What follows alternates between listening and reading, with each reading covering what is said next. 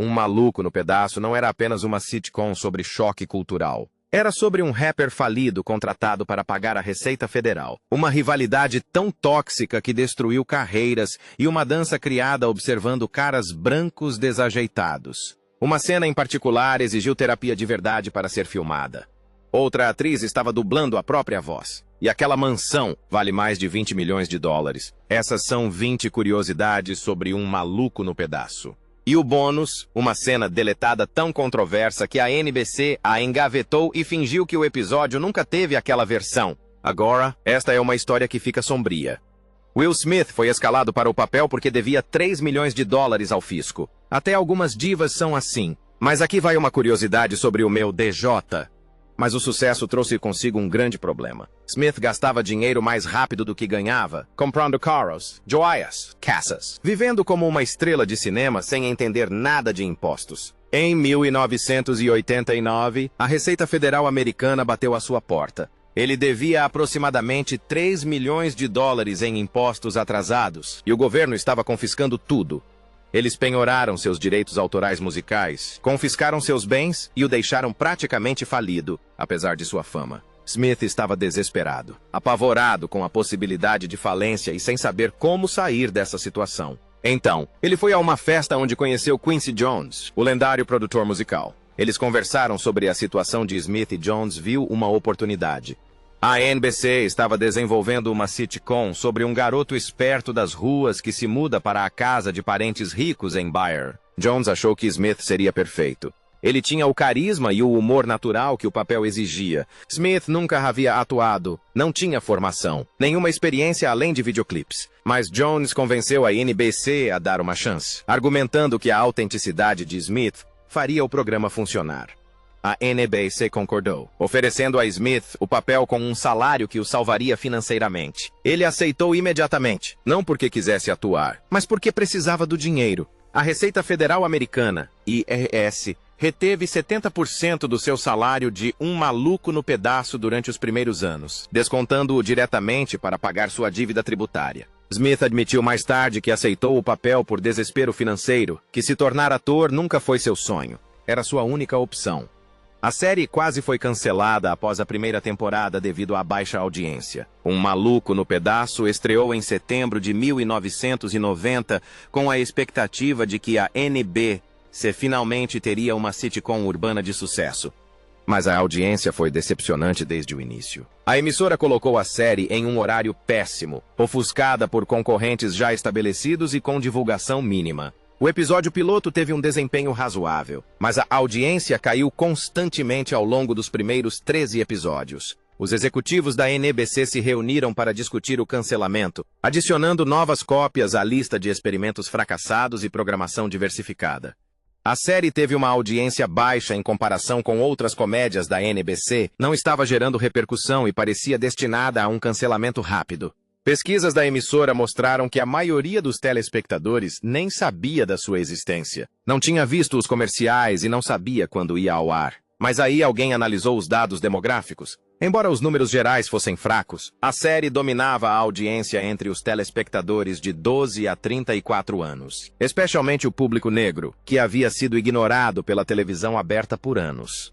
Os jovens estavam descobrindo a série, contando para os amigos e marcando horários para assistir. A NBC se viu diante de uma decisão: cancelar uma série com baixa audiência ou investir em uma série que estava conquistando o público jovem que eles tanto desejavam. Eles também tinham um problema prático. Não havia nada pronto para substituí-la. Não havia nenhum programa reserva que pudesse ocupar o horário. Então, eles renovaram a série a contragosto, deram a ela um horário melhor e aumentaram minimamente a promoção. Na segunda temporada, o boca a boca funcionou. A audiência melhorou significativamente. Na terceira temporada, Um Maluco no Pedaço era um sucesso legítimo, mas esteve a poucas semanas do cancelamento, salva apenas pela demografia e pela falta de alternativas da NBC. A rixa entre Janet Hubert e Will Smith começou durante a primeira temporada. A versão oficial é que Janet Hubert deixou Um Maluco no Pedaço após 3 temporadas devido a diferenças criativas, um termo vago de Hollywood que não significa nada. A verdade é que Hubert e Will Smith se detestaram quase que imediatamente, e a rivalidade entre eles tornou o ambiente no set tóxico. Tudo começou na primeira temporada com pequenos conflitos. Smith era jovem, tinha 21 anos e de repente ficou famoso, com pouca experiência como ator. Ele chegava atrasado, esquecia as falas, fazia piadas durante cenas sérias e se comportava como um garoto que não levava o trabalho a sério.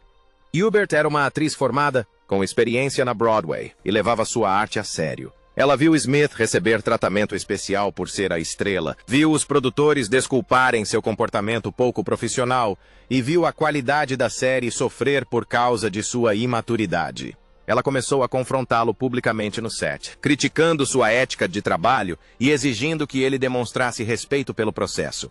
Smith sentiu-se atacado, achou que ela tinha inveja de sua fama, disse às pessoas que ela era difícil e amargurada. O conflito se intensificou ao longo da segunda e terceira temporadas. Na terceira temporada, eles não se falavam, exceto quando as câmeras estavam ligadas. Hubert entregava suas falas a Smith com visível desprezo. Smith zombava dela entre as gravações, imitava suas reclamações e virava o elenco contra ela.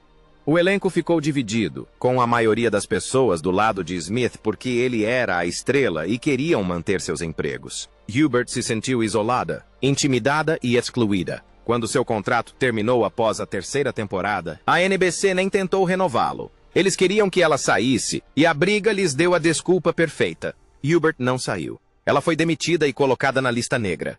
Alonso Rivero coreografou a dança Carlton, inspirada em homens brancos. A dança Carlton é um dos momentos mais icônicos da televisão. Uma piada recorrente que definiu os personagens de Alfonso Rivero tornou-se um fenômeno cultural.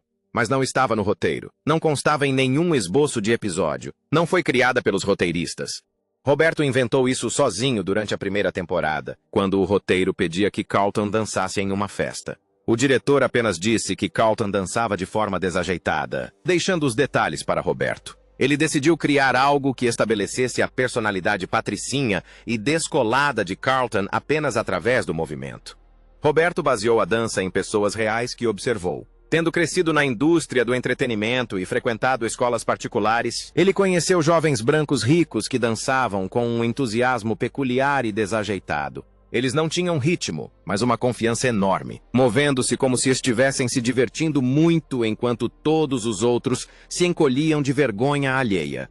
Ele combinou essas observações com a dança de Courtney Cox no videoclipe de Dancing in the Dark, de Bruce Springsteen, adicionando os movimentos de braço e os balanços de cabeça que ela havia tornado famosos. O resultado foi o movimento característico de Carlton, uma representação física perfeita da inconsciência privilegiada. Na primeira vez que Rivero o apresentou no estúdio, a plateia foi ao delírio. O elenco quebrou o personagem ao rir. Os produtores souberam imediatamente que tinham encontrado algo especial. Começaram a incluir a dança em vários episódios, fazendo com que Carlton a executasse sempre que possível. Tornou-se tão popular que Rivero não conseguia ir a lugar nenhum sem que as pessoas lhe pedissem para dançá-la. Décadas depois, a dança de Carlton ainda é referenciada, parodiada e celebrada. Rivero criou-a em uma tarde, baseado em caras brancos desajeitados, e ela se tornou seu legado. Will Smith não conseguiu chorar sob comando no episódio sobre o pai. Papai Tem uma Desculpa totalmente nova é considerado o episódio mais impactante da série. O pai de Will, Lou, aparece depois de 14 anos, promete estar presente e, em seguida, o abandona novamente. A cena em que Will desaba em lágrimas perguntando ao tio Phil "Por que ele não me quer, Cara?" tornou-se lendária. É ensinada em aulas de atuação e constantemente citada. Mas conseguir aquela atuação de Will Smith era quase impossível. Smith nunca tinha feito um drama sério. Não sabia como acessar aquela profundidade emocional. Não conseguia chorar sob comando. Eles filmaram a cena várias vezes. E Smith não conseguia produzir lágrimas. Ele ficava emocionado. Sua voz falhava, mas o colapso não acontecia. A diretora Shelley Jansen interrompeu as filmagens e chamou James Avery para conversar em particular. Avery levou Smith ao seu camarim e falou com ele sobre o verdadeiro abandono, sobre crianças que crescem sem pais, sobre a dor real que Will deveria estar retratando. Ele compartilhou histórias pessoais e ajudou Smith a se conectar com algo genuíno além do roteiro. Quando as filmagens foram retomadas, Smith incorporou tudo o que Avery havia lhe dito. As lágrimas vieram, reais e incontroláveis. Ele desabou completamente, e o abraço espontâneo de Avery no final foi um consolo genuíno, não atuação. A cena foi feita em uma única tomada porque Smith não conseguia repeti-la e estava emocionalmente exausto. O público que assistia não fazia ideia do que estava acontecendo. Ver um jovem ator sendo levado ao seu limite absoluto, apoiado por um mentor que entendia o que era necessário. Aquela cena mudou a carreira de Smith. Provou que ele podia atuar em dramas e abriu portas para papéis sérios no cinema. E isso aconteceu porque ele não conseguiria fazer tudo sozinho. O cenário da sala de estar foi reaproveitado de colheres de prata. Ei, quem apagou as luzes? Cadê todo mundo? Brazos, a mansão da família do banco parecia cara, com sua grande escadaria, móveis luxuosos e planta espaçosa. Mas a NBC estava com um orçamento apertado e encontrou uma solução para economizar. O cenário da sala de estar era, na verdade, reaproveitado de Silver Spoons, a sitcom dos anos 80 sobre um garoto rico que morava em uma mansão. Quando a série terminou em 1987, a NBC guardou o cenário em um depósito. 3 anos depois, os produtores de Um Maluco no Pedaço precisavam de um interior de mansão e descobriram que o cenário de Silver Spoon ainda existia. Os designers de produção o redecoraram, mudaram o esquema de cores, moveram alguns móveis e ajustaram ligeiramente a disposição, mas a estrutura era idêntica. A icônica escadaria onde Carlton dançava, a sala de estar onde se desenrolavam as cenas familiares. A estrutura geral, tudo isso veio de Silver Spoons. Fãs de ambas as séries começaram a notar semelhanças, comentando sobre isso em fóruns online da época. Alguns acharam que era uma homenagem, outros que era preguiça.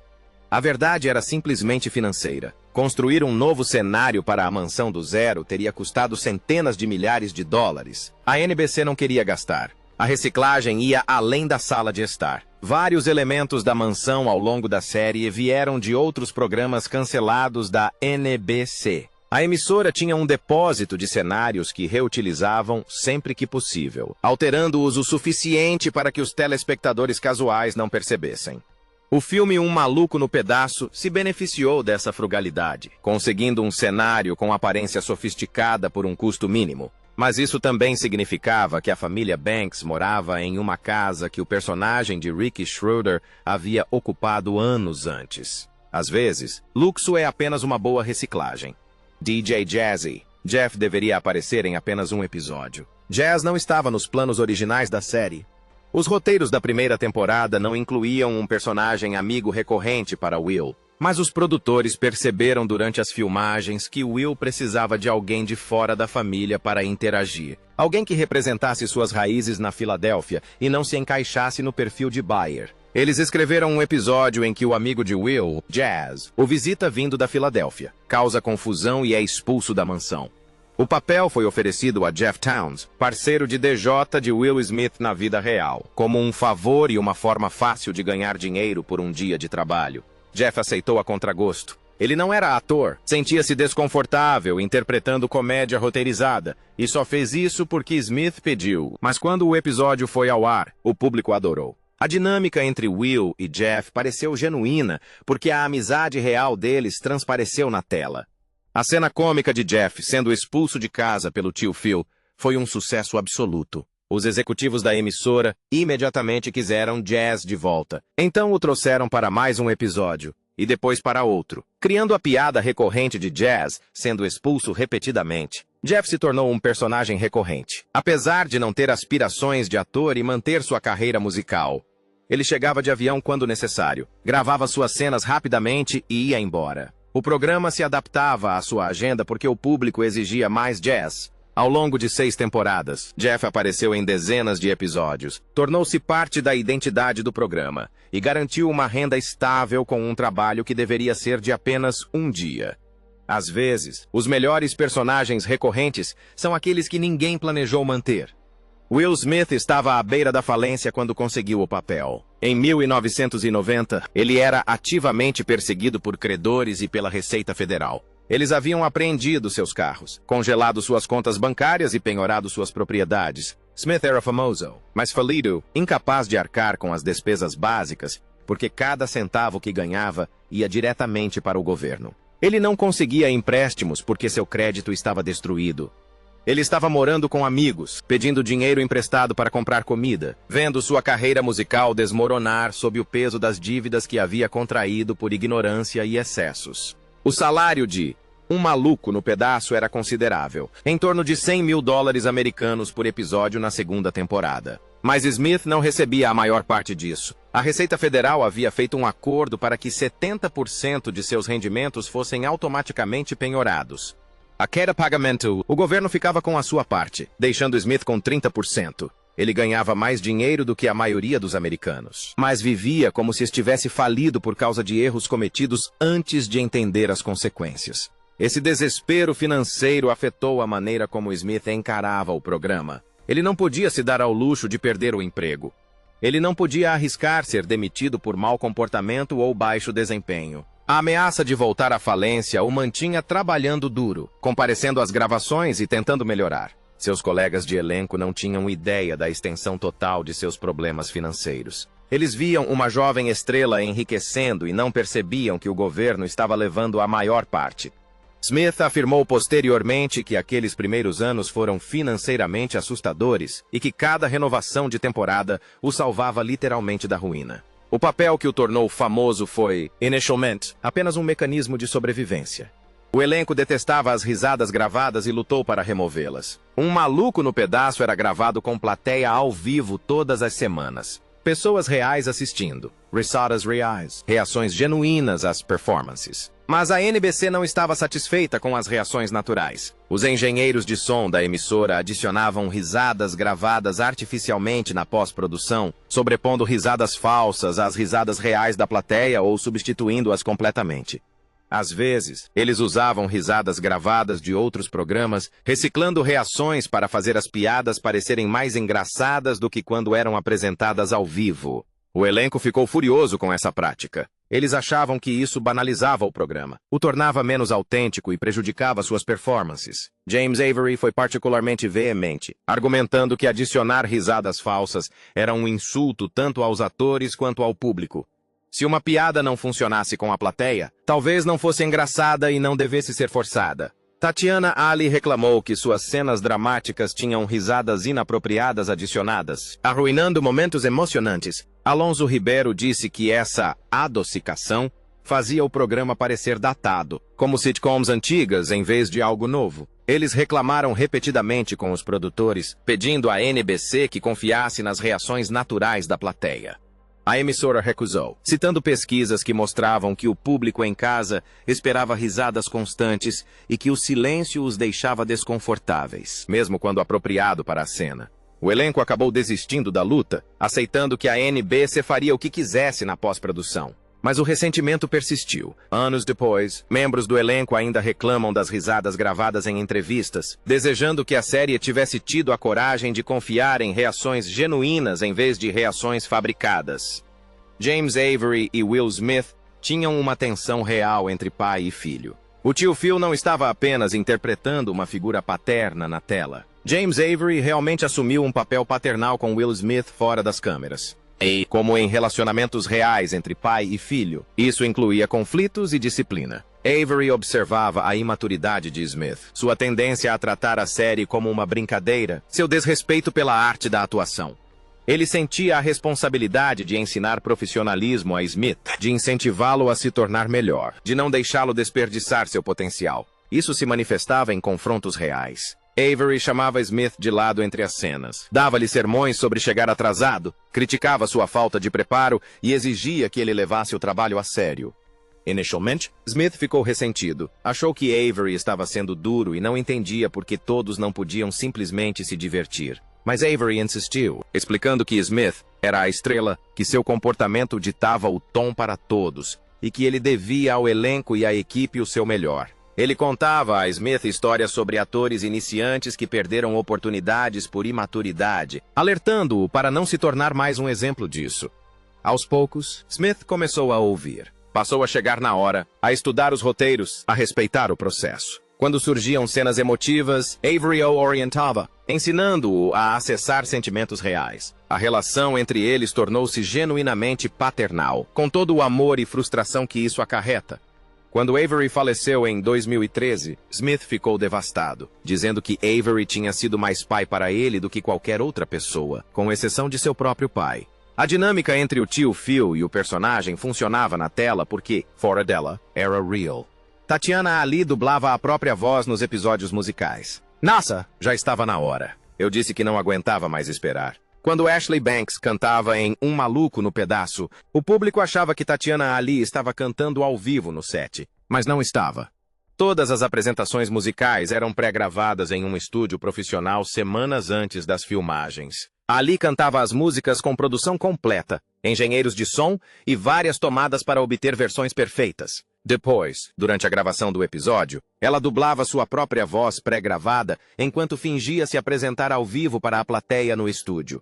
O processo foi mais barato e eficiente do que gravar performances ao vivo no set. Cantar ao vivo exigia equipamentos de áudio caros, engenheiros de som durante as filmagens e múltiplas tomadas quando as performances não eram perfeitas. A pré-gravação eliminou variáveis, garantiu qualidade consistente e permitiu que os produtores usassem vocais com qualidade de estúdio nos episódios, sem os desafios técnicos de uma apresentação ao vivo.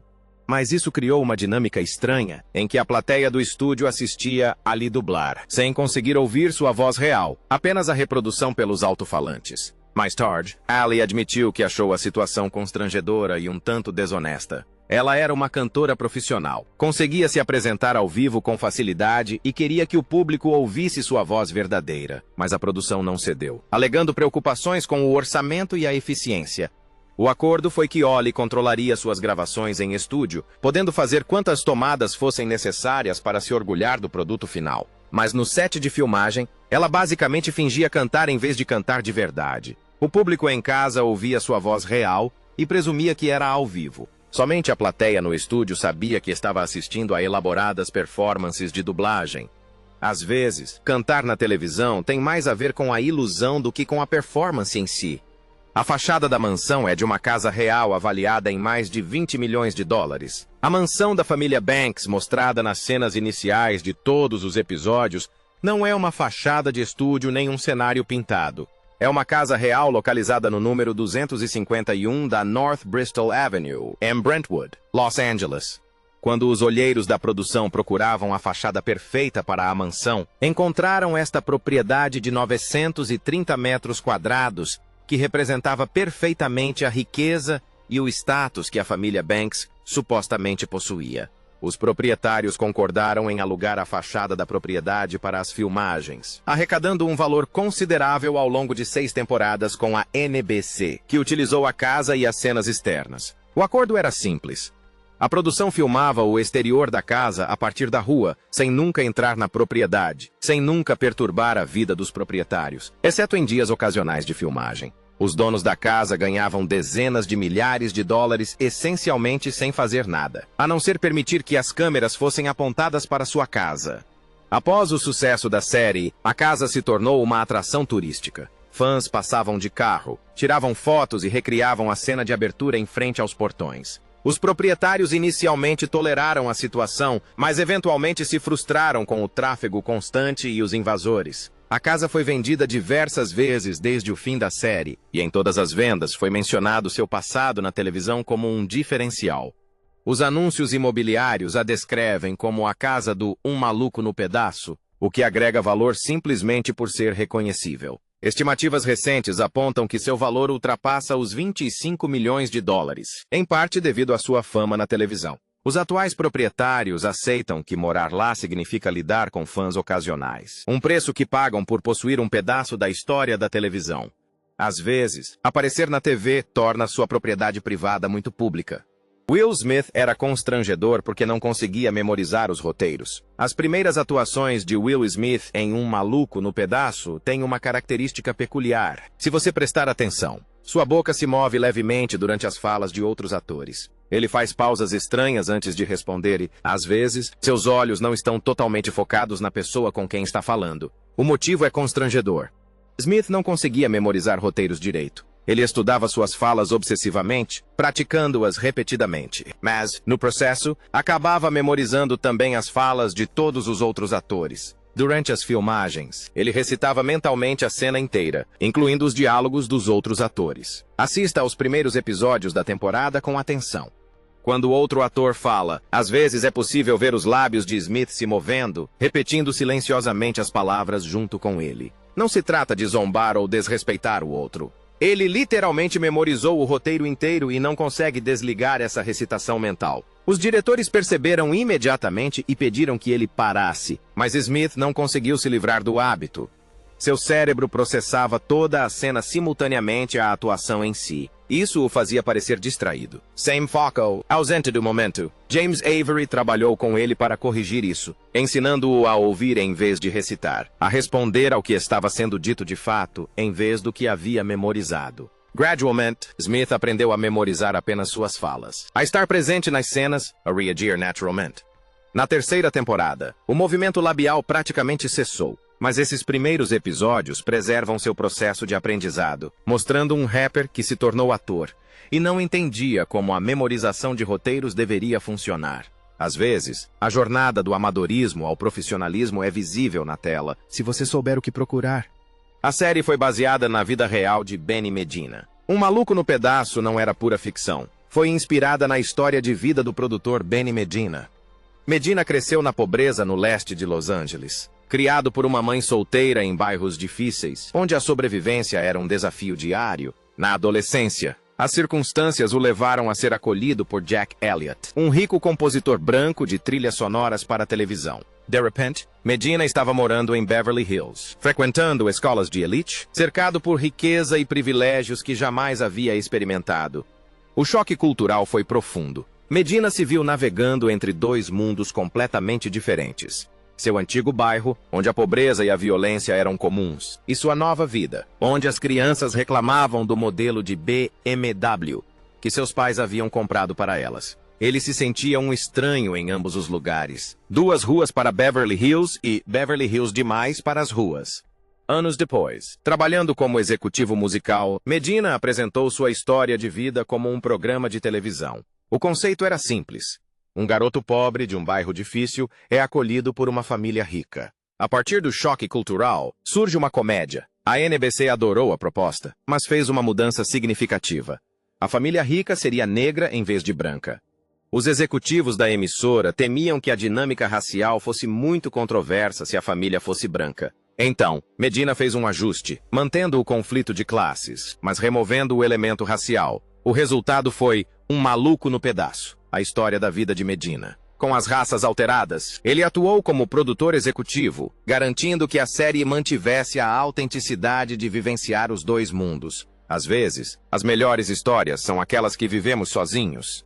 A NBC queria demitir Janet Hubert várias vezes antes de ela sair. Seb, Senhorita. Banks, desde que teve o bebê, há algo diferente em você. A verdade é que a NBC vinha tentando demiti-la desde a segunda temporada. As reclamações sobre o comportamento de Hubert vieram de diversas fontes. Membros do elenco disseram que ela era difícil, temperamental e criava ambientes hostis. Membros da equipe relataram que ela gritava com eles por erros pequenos, culpava os outros quando as cenas não funcionavam e, de modo geral, tornava a produção desagradável. Os diretores achavam difícil trabalhar com ela, pois resistia a instruções e não estava disposta a fazer concessões. Os executivos da NBC recebiam relatórios frequentes sobre problemas envolvendo Hubert. Eles queriam demiti-la após a segunda temporada, mas estavam receosos com a imagem negativa que substituir uma integrante do elenco principal, especialmente uma mulher negra em uma série sobre uma família negra, poderia causar. Eles se preocupavam com a reação negativa da mídia, com acusações de racismo ou sexismo, com a possibilidade de a química da série ser prejudicada. Então, a toleraram por mais uma temporada, na esperança de que ela melhorasse ou se tornasse mais fácil de trabalhar. Ela não melhorou. Ao final da terceira temporada, a NBC estava determinada a seguir em frente. Quando o contrato de Hubert expirou, eles simplesmente não o renovaram. Sem negociação, sem tentativa de mantê-la, apenas um rompimento definitivo. Hubert alegou que ela foi forçada a sair por causa de conflitos com Will Smith. A emissora disse que foi puramente contratual. A verdade está em algum lugar entre esses dois extremos. Seus conflitos com Smith eram reais, mas também havia problemas mais amplos com seu comportamento que fizeram com que todos quisessem sua saída. Ela não foi demitida por um motivo específico. Ela foi demitida por acumular muitas reclamações ao longo de 3 anos. Carlton foi baseado em um garoto negro de classe alta. Alonzo Rivero realmente conheceu Carlton. Banks poderia ter sido um estereótipo racista. O garoto negro nerd que age como branco, adora Tom Jones e não tem nenhuma ligação com a cultura negra. Mas Alfonso Rivero o tornou tridimensional e cativante porque baseou o personagem em uma pessoa real. No ensino médio, Ribeiro conheceu um estudante negro rico que realmente adorava a cultura prep. Ouvia música pop branca, se vestia como se tivesse saído de um catálogo de clube de campo e não se desculpava por nada disso. Outros estudantes negros zombavam dele, o chamavam de tio Tom, e diziam que ele estava traindo sua cultura. Mas Rivero viu algo diferente. Aquele garoto não estava fingindo ser branco nem rejeitando a negritude. Ele estava sendo autenticamente ele mesmo, criado em um ambiente privilegiado e realmente gostando de coisas que, por acaso, eram consideradas brancas. Ele enfrentava críticas constantes de ambos os lados. Os garotos brancos o viam como alguém que se esforçava demais para se encaixar. Os garotos negros o viam como um traidor. Ele não tinha como vencer. Ribeiro se lembrou disso ao criar Carlton, entendendo que crianças negras ricas que cresceram em ambientes predominantemente brancos não eram estereótipos. Eram pessoas reais lidando com questões complexas de identidade. Portanto, Carlton não era uma piada às custas da cultura negra. Ele era um personagem com profundidade, defendendo seu direito de gostar do que gostava, lidando com a dificuldade de ser considerado não negro o suficiente e, ao mesmo tempo, não ser totalmente aceito por seus colegas brancos. Ribeiro o interpretou com dignidade, apesar das situações cômicas. A dança de Carlton era engraçada, mas Carlton em si nunca foi o alvo das piadas. Ele era uma pessoa, e essa autenticidade veio da lembrança de Ribeiro de alguém real que viveu exatamente aquela experiência. A disposição da sala de bilhar mudava completamente entre as temporadas. O interior da mansão do banco era pura ilusão de ótica, ou seja, não fazia o menor sentido arquitetônico. Salas apareciam e desapareciam. A planta mudava drasticamente entre as temporadas, e os espaços existiam em locais que, de forma alguma, poderiam existir com base nas cenas externas. A sala da piscina foi o exemplo mais gritante. Na primeira temporada, o acesso era feito por uma única porta, e ela tinha um layout específico. Na terceira temporada, ela foi transferida para uma parte completamente diferente da casa, com uma configuração diferente. Na quinta temporada, mudou-a novamente. Os designers de produção não se preocuparam com a continuidade ou a precisão arquitetônica. Eles construíam os cenários de acordo com as necessidades de cada episódio, e não com base em onde os cômodos estariam logicamente localizados. Se o roteiro exigisse uma sala de bilhar maior, eles a expandiam sem explicações. Se precisassem da cozinha mais perto da sala de estar para uma cena, simplesmente a moviam. O interior da mansão era essencialmente modular, sendo constantemente reorganizado para atender às necessidades da história.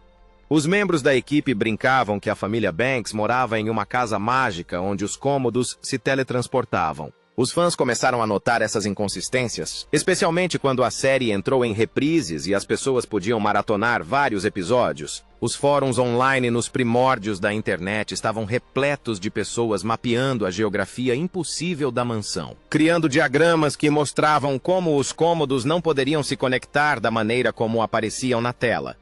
Alguns acharam preguiçoso, outros apreciaram o fato de a série priorizar a narrativa em vez da tediosa precisão arquitetônica. A mansão funcionou emocionalmente, mesmo que tenha falhado espacialmente. Às vezes, casas mágicas são melhores do que casas lógicas. Will Smith arruinava cenas emocionantes ao rir durante momentos sérios. A imaturidade de Will Smith nas primeiras temporadas não se limitava a chegar atrasado ou decorar roteiros incorretamente. Ele tinha um problema significativo com cenas dramáticas. Quando os episódios abordavam temas dramáticos, como racismo, violência ou traumas familiares, Smith quebrava o personagem e começava a rir. Não porque achasse o material engraçado, mas porque não conseguia lidar com a intensidade emocional. O riso era seu mecanismo de defesa, sua maneira de escapar do desconforto. Os diretores gritavam ação em uma cena pesada, e Smith aguentava até a metade antes de cair na gargalhada. Isso destruía constantemente as tomadas, desperdiçando tempo e dinheiro, enquanto Smith ria durante as cenas que outros atores levavam a sério. James Avery ficou particularmente frustrado, tendo dedicado toda a sua carreira a trabalhos dramáticos sérios e não conseguia entender por que Smith tratava cenas importantes como piadas. Depois de várias tomadas arruinadas em um episódio sobre violência armada, Avery chamou Smith de lado e o repreendeu por respeitar o trabalho, por entender que milhões de telespectadores lidavam com esses problemas na vida real e que banalizá-los era inaceitável. Desrespeitoso. Smith tentou explicar que não foi intencional, que não estava zombando do material, apenas não conseguia controlar o riso nervoso. Avery trabalhou com ele em técnicas, ensinando-o a canalizar o desconforto para a atuação, em vez de se desvencilhar dela. Gradualmente, Smith aprendeu a lidar com material dramático sem rir. Mas nas primeiras temporadas há várias tomadas em que você pode vê-lo lutando para manter a compostura, sua boca tremendo, seus olhos mostrando que ele está prestes a desabar. Crescer como ator significava aprender quando não rir. Daphne Maxwell. Reed foi contratada porque nunca tinha assistido ao programa. Sabe, senhorita. Banks, desde que teve o bebê, há algo diferente em você. Quando Janet Hubert saiu e a NBC precisava de uma nova tia Viv, os produtores enfrentaram um desafio. Precisavam de alguém que não tentasse replicar o que Hubert havia feito. Alguém que criasse uma interpretação completamente diferente da personagem. Então, fizeram uma exigência incomum para o elenco. Queriam atrizes que nunca tivessem assistido a Um Maluco no Pedaço, que não tivessem ideias preconcebidas sobre quem a tia Viv deveria ser. A maioria das atrizes que fizeram teste admitiu ter assistido à série, estudado a atuação de Hubert e ter ideias de como dar continuidade à sua interpretação. Daphne Maxwell Reid apareceu, admitindo que nunca tinha assistido a um único episódio. Ela estava ocupada com outros trabalhos. Não era fã de sitcoms. Sabia da existência da série, mas não tinha ideia do que se tratava além da premissa básica. Inicialmente, os produtores estavam céticos, questionando se a ignorância dela significava que ela não se importava com o papel. Mas, durante o teste, perceberam que a falta de familiaridade era perfeita. Reed não estava tentando ser a tia Viv de Janet Hubert. Ela estava criando sua própria versão do zero, baseada apenas em roteiros e descrições de personagens. A tia Viv de Reed era mais afetuosa, menos confrontadora e mais maternal do que a versão de Hubert, que a interpretava como sofisticada e, às vezes, fria. Reed a interpretava como acessível e carinhosa. As duas interpretações eram tão diferentes que o público inicialmente teve dificuldade em se adaptar à mudança. Mas o fato de Reed não ter feito nenhuma referência à versão anterior acabou facilitando a transição. Ela não estava imitando nem evitando nada. Ela simplesmente estava sendo ela mesma no papel. Às vezes, a melhor substituta é alguém que não sabe o que está substituindo.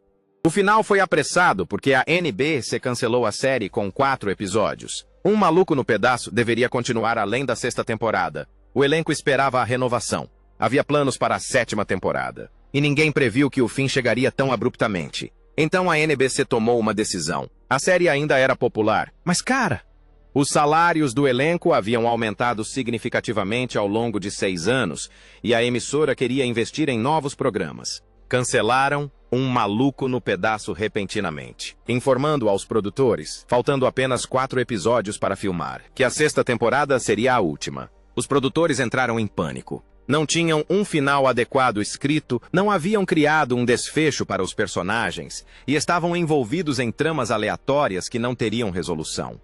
Eles se apressaram para criar algum tipo de final com tempo e recursos mínimos. O resultado é um episódio que parece incompleto porque, literalmente, estava. A família Banks arruma as malas para se mudar. Todos se despedem da mansão, mas não há uma resolução emocional real. Nenhuma cena do futuro mostrando onde os personagens acabaram. Sem conclusões adequadas para as tramas em andamento. Simplesmente todos indo embora. O episódio final foi ao ar e os fãs ficaram confusos com a sensação de insatisfação. Cadê o desfecho? Cadê a cena emocionante de despedida entre Will e o tio Phil? Cadê a resolução da jornada de Will? Nada disso existiu porque não houve tempo para escrever. A série, que teve 6 temporadas de sucesso, terminou com um final apressado porque a NBC não avisou com antecedência. Anos depois, membros do elenco disseram que gostariam de ter sabido antes que a série ia acabar, para que pudessem ter preparado uma despedida adequada. Em vez disso, Um Maluco no Pedaço simplesmente acabou. Curiosidade: a cena deletada do lobisomem fazia uma piada sobre AIDS. Na segunda temporada, durante um episódio sobre sexo seguro e responsabilidade, havia originalmente uma cena em que Will fazia uma piada de mau gosto sobre AIDS enquanto conversava com Carlton. A piada foi escrita no auge da crise da AIDS, quando a doença estava dizimando comunidades, particularmente homens gays e afro-americanos. Os roteiristas pretendiam que fosse uma comédia sombria. O personagem de Will demonstrava ignorância sobre um assunto sério, e outros personagens o corrigiam. Mas quando filmaram a cena diante da plateia do estúdio, a reação foi de horror. Silêncio. Ninguém riu. As pessoas se remexeram desconfortavelmente. Alguns membros da plateia saíram durante o intervalo comercial. O clima no estúdio ficou gélido. Os produtores assistiam da cabine, cientes de que haviam cometido um erro terrível. A AIDS não era motivo de piada em 1991. Pessoas estavam morrendo. Famílias estavam sendo destruídas e fazer piadas sobre isso, mesmo que satíricas, ultrapassava um limite que o público não aceitaria.